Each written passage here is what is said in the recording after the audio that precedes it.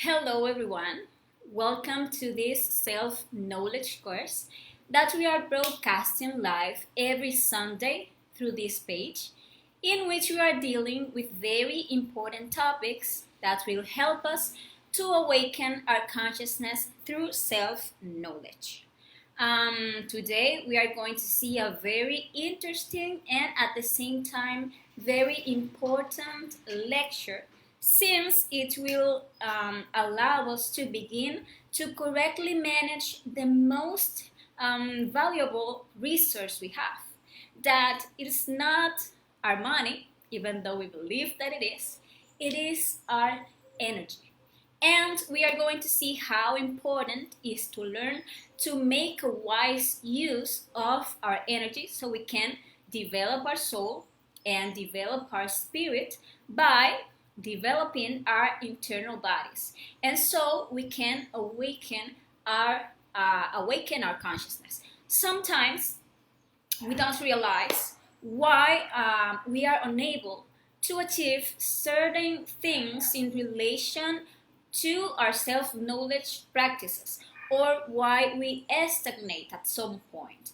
And it is actually due to our lack of energy, because we are constantly misusing it. And for that reason, these centers that we are going to be talking today remain unbalanced. So today we are going to learn what are the energetical centers that process in us our different energies, and how to save our energy, to use it wisely.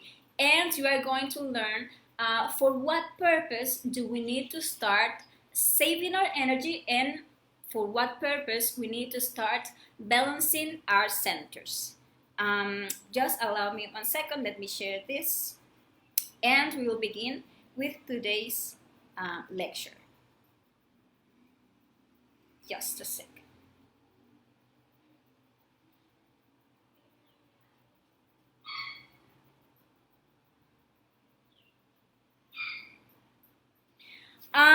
So let's start by understanding, that the energy with which we work is distributed through the 7 energetic centers that our human machine or physical body has. So the objectives of this lecture we are having today are to know which centers we possess internally, to know how they work, what energy they consume, where they are located. We are also going to learn about the possibilities we have as human beings to develop, to balance, and to regenerate these centers. Also, we are going to know which function each of these centers fulfill in us. What is their activity during the daily living, and how to save energy to start using it wisely for superior purposes. So let's start explaining what the centers are. Actually, the centers are energetic points that allow the development of various functions of our physical body.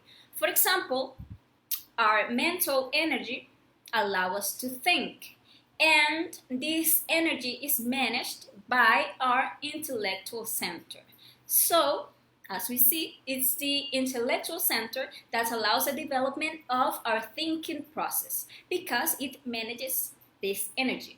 Our emotional energy, it's what allows us to feel, and this energy is managed by the emotional center. So it's the emotional center that allows the development of all our feeling processes, and so on. Most of our functions occur automatically, beyond our control, and even beyond our knowledge. We are actually like human machines. You could say we are like zombies, because if we analyze it, we are all the time being managed by the different defects that express themselves through our centers and consume our energy. unbalancing all the time these centers. For example, the defect of worry, when it manifests itself in us, in our emotional center and in our intellectual center, it consumes all our emotional and all our mental energy by or in compulsive feelings and compulsive thoughts about what we are worried about. But also, most of the times, we are not aware of most of processes of our own body.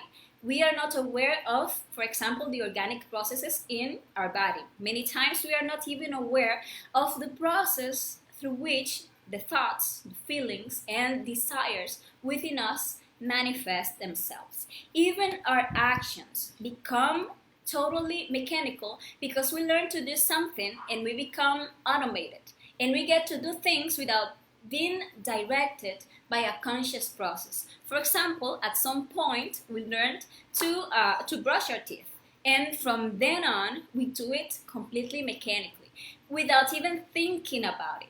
We learn to drive, that's another example that we can see, and then after that we do it so automatically that if we even think about the process of driving when doing it, easily we have an accident because we are totally automated. If and thus we see how we become like automaton, and as our consciousness is not directing our actions, our thoughts, our words, our emotions, etc., we constantly make so many mistakes. If we learn to consciously manage our centers, that is, to allow our consciousness to manage the development of our different functions, we would do everything in a totally conscious and perfect way. And this is precisely what we will learn in this lecture and throughout this course, to learn to be self-aware, self-conscious, so we can get to know ourselves.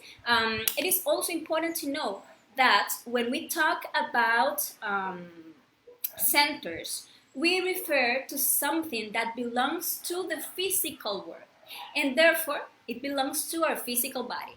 I clarify this so that we differentiate this from the chakras, since although the centers, the chakras, and the churches of wisdom are intimately related, the chakras belong to the soul, the churches belong to the spirit, while the centers belong to the physical body.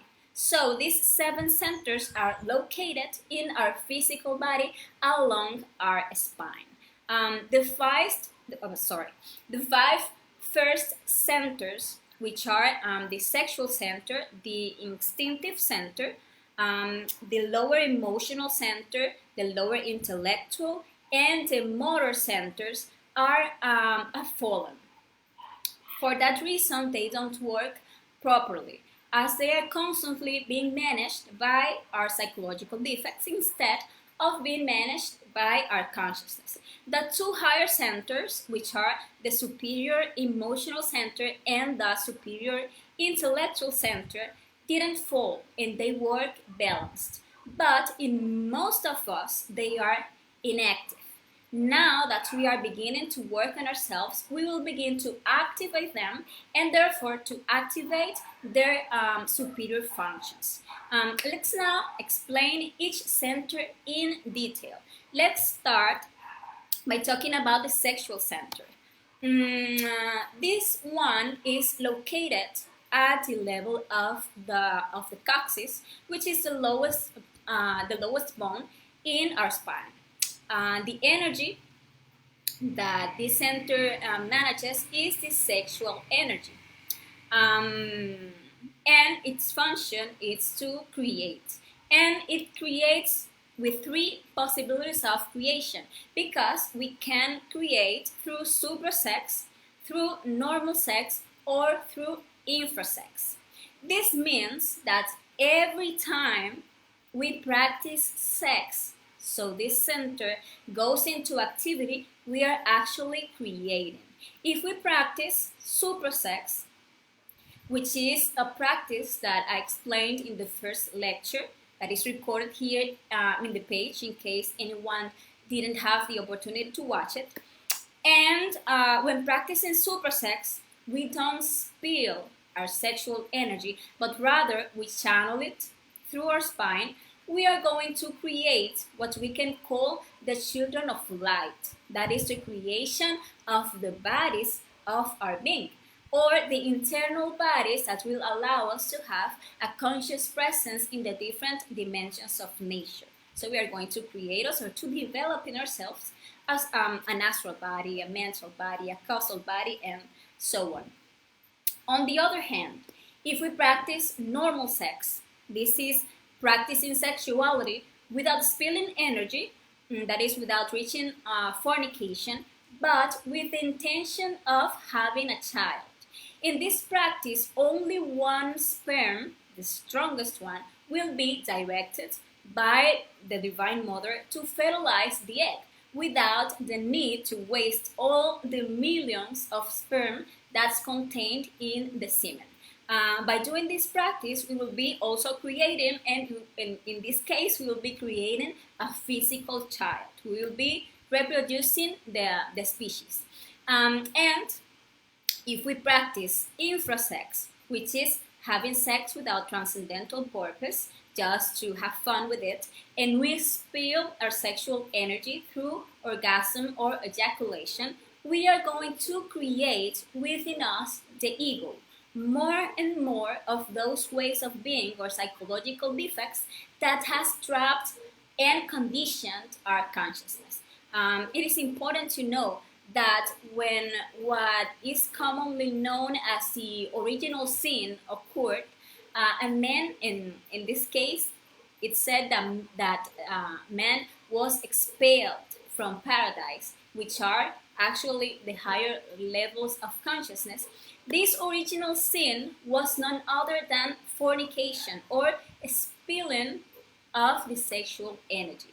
And as a result of this, the human being created what is called the 7 deadly sins, which are the lust, anger, greed, pride, gluttony, laziness, envy, and all the details that make up each of these that are actually our psychological defects or our ego. Likewise, every time we expel our sexual energy from the body, we are creating more and more ego, and therefore we are conditioning and our consciousness more and more each time. That's the reason why it is supremely important for us to start practicing the suprasexuality, to stop creating ego and begin creating ourselves internally. The sense related to this center is the sense of touch, since it is through touch, through kisses and caresses, that sexual potency is activated for the practice of supersex, so we get to create. And the defect that actually manages this center is love or laziness, as this is the one who doesn't allow any creation to be achieved in us. The second center is the Instinctive Center. It is located at the level of the sacrum in our spine, and the energy that manages the center is the vital energy. This is a very important center as it is in charge of managing all the waters inside us. For that reason, this center actually manages the physical body's health and the reproduction of all our cells. It also has two functions, a mechanical one and a conscious one. Its mechanical function is to learn, and learn through desire and repetition, as we always learn.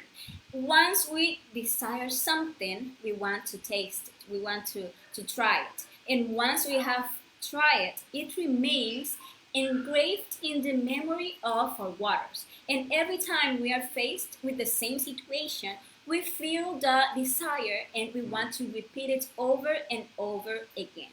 For this reason, the sense related to this center is the sense of taste. You can see that when we desire something, we actually taste it, we learn it, and then we want to repeat. For example, fornicating. The first time we let ourselves be carried away by desires and we reach fornication, that sensation of orgasm was recorded in our instinctive center. It was then learned, and now every time we feel sexual desire, we want to repeat the sensation. But happens that desire is never fully satisfied. It always wants more. For this reason, the defect that manages the center is greed. But as I said, this center also has a conscious function, and we must start developing this conscious function, which is to apprehend, and that is to capture the deep meaning of each moment, but without storing it as a memory.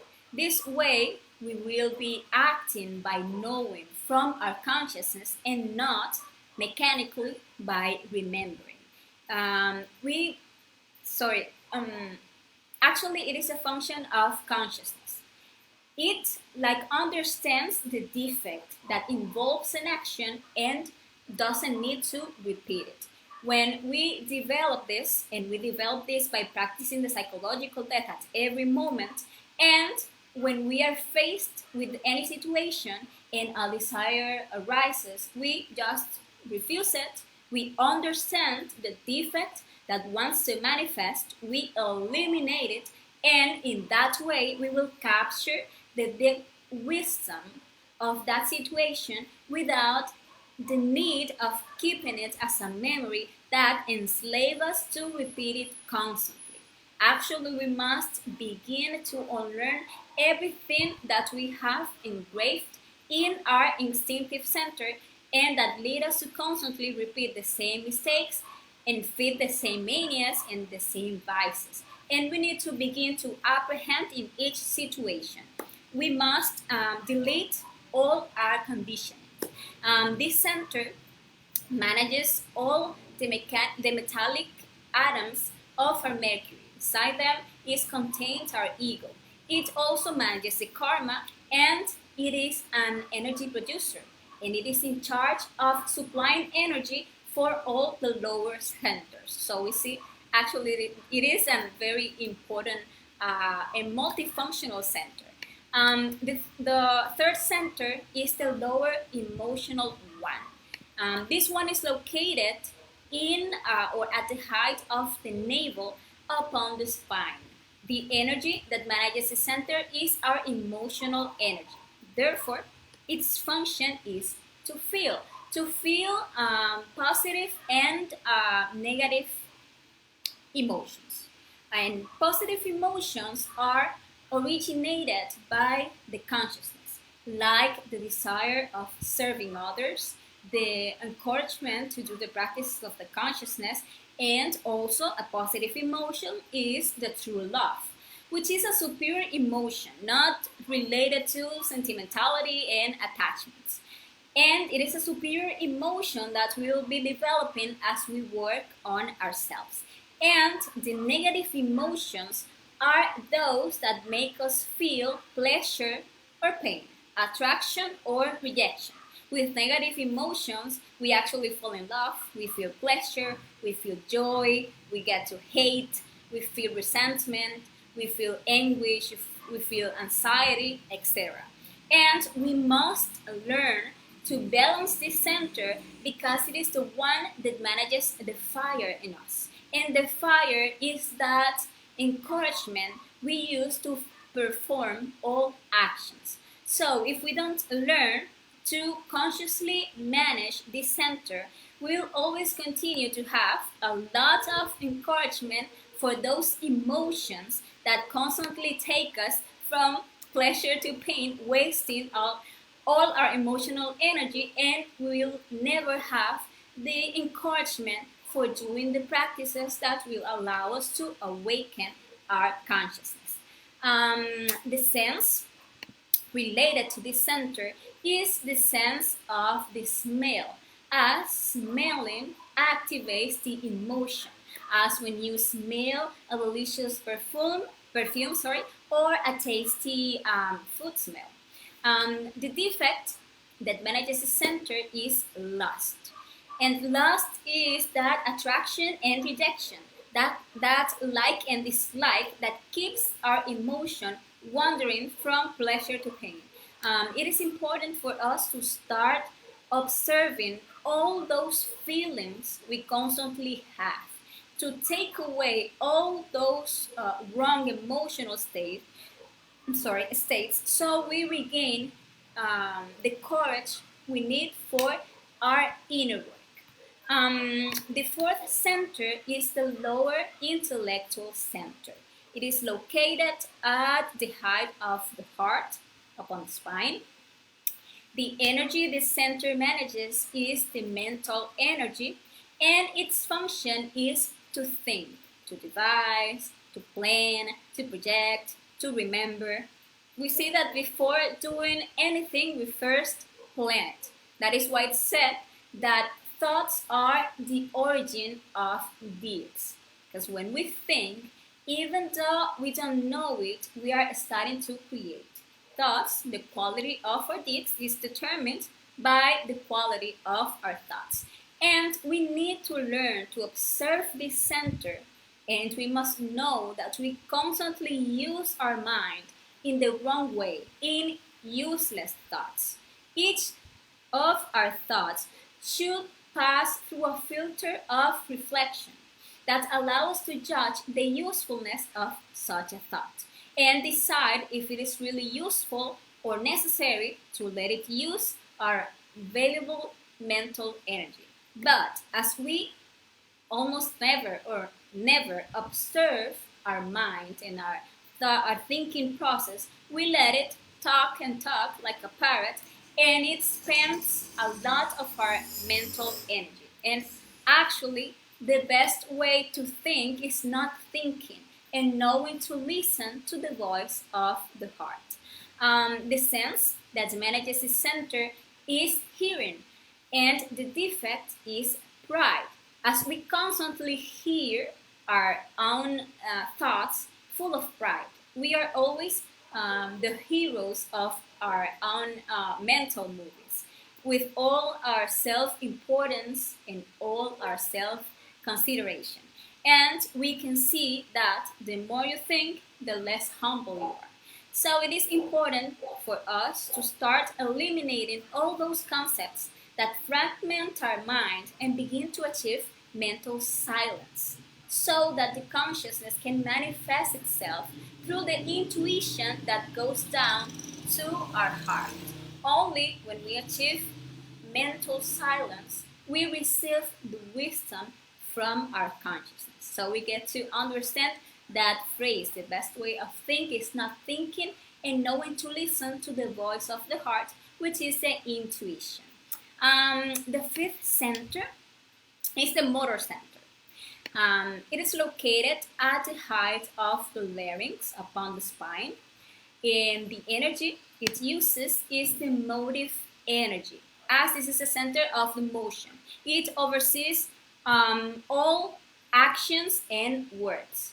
And when handled by our psychological defects, this center is completely mechanical. We are actually like robots, like zombies. It learns to do anything, and it perfectionates the movement until thinking process doesn't participate at all. As I said before, if we think when the center operates, we could even die. For example, when we are driving, and this is actually sad, because consciousness stopped participating in our acts. As we get to believe that just by mechanizing an action, we are getting better on it. But the truth is that we stop experiencing the action. We stop observing what we are doing. We stop observing, self-observing the action, and we block our consciousness. For our consciousness to be involved in all our process or all our processes, we must live in a awareness state, being present, self-observing each one of our actions.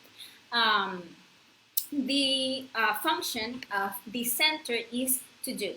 The center handles the will, and as it is managed by our psychological defects, our deeds will be influenced by them. Therefore, we have very good will for the ego's words, actions, and omissions. We have goodwill for vices, parties, fights, fornication, laziness, etc.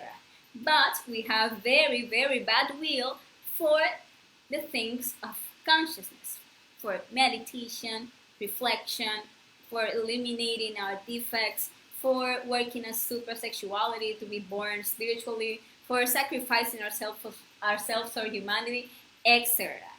And also, what us human beings do the most is to speak any kind of foolishness.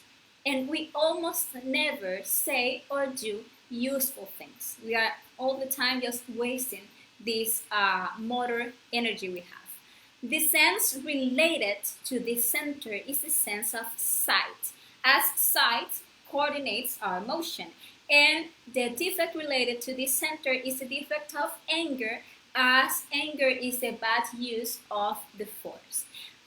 Those were the 5 lower centers, which I said they are fallen. Now let's look at the centers that are not fallen and that work in balance.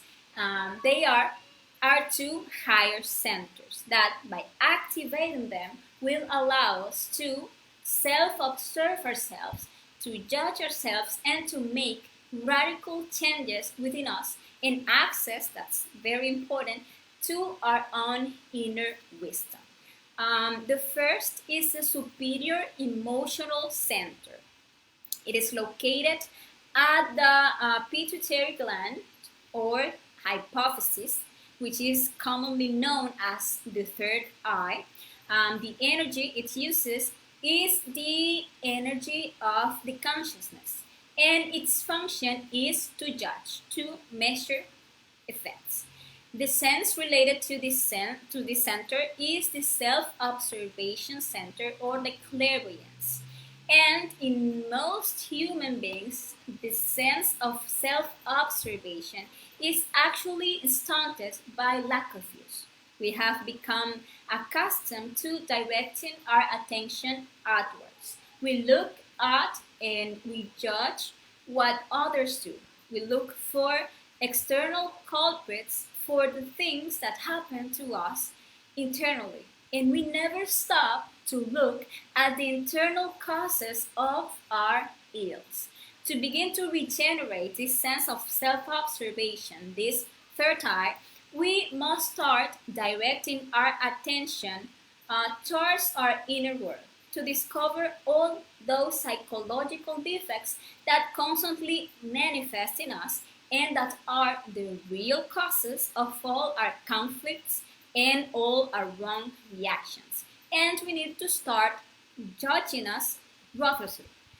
In this way, we will begin to realize that if we, for example, get angry, it is not because someone makes us angry, but because inside us there are defects of anger.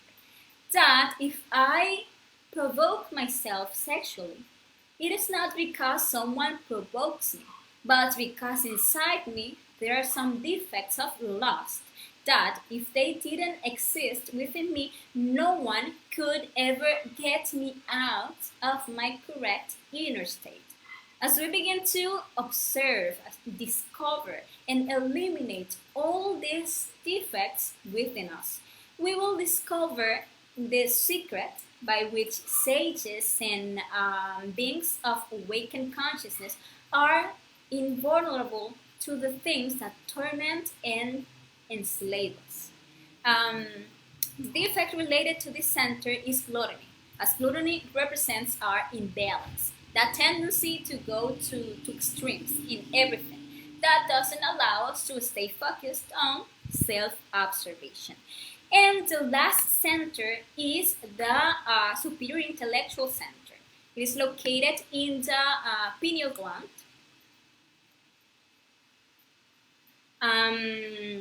It manages the energy of the pure spirit. Its function is to know, and its sense is a polyvience, which is the knowledge of everything. Through this center, we receive the wisdom of the Father. The defect related to this center is envy, as this defect is the one that keeps us focusing on others, seeking to imitate what others say they know, instead of seeking the wisdom of our inner being. So, in order for us to access to our Father's knowledge, we need to only judge ourselves, not others, and do justice internally. Here we will see, a summary of the 7 centers. And now let's talk a little about what is the current state of these 7 centers. In all human beings, these centers are actually unbalanced because nobody is truly interested in working on themselves, and almost the totality of human beings doesn't know themselves. For this reason, we must start the work by knowing these centers, stopping wasting our energy by eliminating the defects that steal it, and begin to use this energy to make superior creation in us and to regenerate these centers. The instinctive center, as an energy producer, it provides energy to all the lower centers. So overnight, while the physical body sleeps or rests, this center provides each of the lower centers with the necessary quota of energy to function properly at the next day. And the surplus energy is deposited in the sexual center. We see that at the beginning of the day, each one of us starts with full batteries, and we begin to expand our energy every time we use a center. As we are not in self-observation, as we are not practicing the psychological death, from the moment we wake up, we begin to incessantly spend our mental energy, for example, on all kinds of useless and redundant thoughts. We spend our emotional energy in all kinds of emotion, of worry, stress, anxiety, euphoria, etc. We spend our motive energy speaking all kinds of unnecessary words and thoughts on the energy of our centers. When we arrive at noon, we have already exhausted the energy of our centers and we feel tired and we want to take a nap. And in order to continue functioning, the centers steal energy from the sexual center. And in turn, for the sexual center to work, it only has the leftover energy from the other centers, since it was previously looted by them during the day. But to make the situation worse, a very few human beings know about suprasexuality. And when they practice sex, they make efforts to extract the energy through the orgasm. And there, all energetic reserves are extracted just to entertain ourselves. We need to start understanding that if we want to regenerate ourselves, to create ourselves internally, to awaken our consciousness in all the superior dimensions of nature, we must save our energy. So we balance our centers and we have the resource to make those superior creations when practicing suprasex. Now, let's see what I think is the most important part of this lecture: how to balance the centers. Well, to balance the centers, to avoid the constant misuse of our energy, we need to learn how to observe them first. And second, we need to learn how to save energy so that the sexual center is not diluted. So, what we need to do is start awakening that third eye or self observation sense by at all times directing our attention to our interior to discover the defects that wants to manifest through our centers to waste our energy. We will discover them by passing all our words, actions, thoughts, and emotions through a filter of righteousness to find if what is going to manifest from us is fair, it is true, and it is beneficial. By asking ourselves, is this from my being, that is my consciousness, or it is a manifestation from my ego? That way, we are going to be developing a right thinking, a right feeling, a right action, and a right talking. And what is the right thinking? When I start thinking of something, I must reflect if that thought is from my being or if it is from a self. If I see that it is, for example, a thought of worry or self-importance or criticism or gossip, and obviously I understand it is a defect. It cannot be from my consciousness, which is love, which is wisdom, which is justice. I must ask my unconscious to eliminate it by mentally saying, Divine Mother, eliminate this defect. That actually is that simple. Just observing, discovering, judging it, and asking our consciousness to eliminate it. And then we need to go back to the center, to self-observation. We must know that everything that takes us away from the present moment, from the here and now, taking us to another mental place by fantasizing, or that take us to another mental moment by always remembering and futurizing, is from our ego, because our consciousness always and only manifests from the present moment. That's what is said, that the best way of thinking is not thinking, because when we manage to stay in constant awareness, in the here and now, in self-observation, eliminating every manifestation from our different selves in our mind to reach inner silence, we will start to listen to the voice of the heart, which is the wisdom from the Father that will reach our heart as an intuition. We are going to become real intuitive people. And we are going to do the same with the feelings, with the words, and the action. So, what is, for example, the right feeling? It is actually reflecting to find out that this worry or this anxiety or this stress or this fear that I'm feeling is from my being, from my consciousness, or if it is from a defect. If I obviously understand it is from a defect, then it must die. So I must ask for death to my Divine Mother to eliminate it. And what is the right action?